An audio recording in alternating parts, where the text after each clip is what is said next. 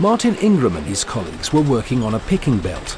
A blockage was noticed on the belt which appeared to be the result of a backlog of material in the trommel, which had caused the trommel power supply to trip.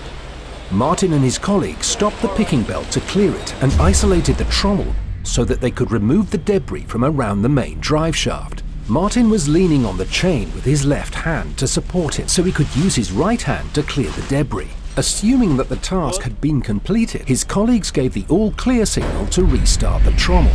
As the machine started, the chain that Martin was leaning on pulled his glove and dragged his hand in between the chain and the sprocket. His fingers were trapped in the sprocket, causing extreme pain. Martin screamed to alert his colleagues. They rushed to stop the plant, but it was too late. His fingers had been crushed. So what eye for safety rules should Martin have followed to prevent this accident? He should have followed the rules and not cut corners. The lock-off procedures were not followed, and as a direct result, a serious injury was caused. I think he was really careless, really, not thinking about the actions he was going to take. I think he's just rushing. Rushing gets you nowhere in this game. Take your time, think about it first, and follow your procedures. Always follow your procedures.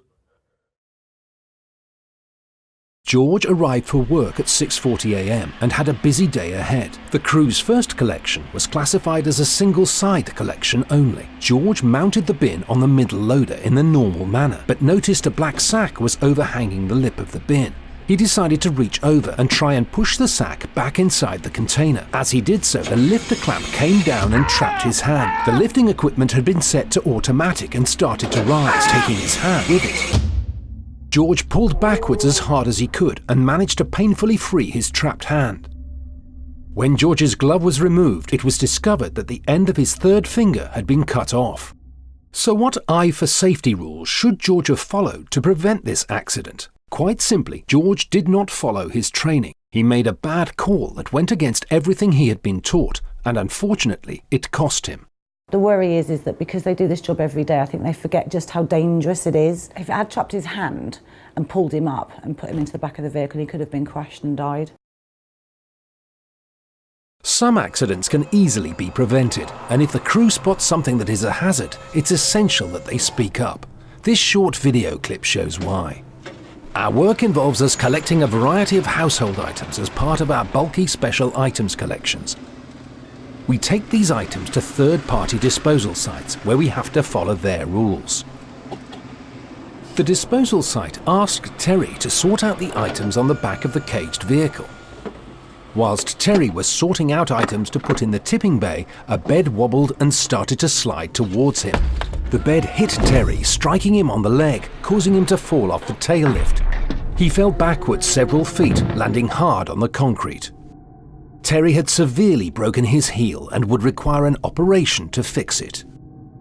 The investigation revealed that it had become common practice for our staff to work unsafely at this third-party site. This shortcut benefited the staff at the disposal site as it reduced their workload, but put our crews in danger. So what eye for safety rules should have been followed to prevent this accident? Firstly, stop, think, check, act. Plan your work to allow you to load your vehicle in the order that you need to tip it. Secure your loads and use restraining straps if you offload by hand. Secondly, speak up on safety. If a crew or colleagues are working unsafely, speak up and you could prevent a serious accident or even save a life. You know your job and it's easy, but it's like anything. You've only got to switch off for a second and it bites you. The more knowledge you got, the safer you're going to be at the end of the day. It's like anything, you can never stop learning.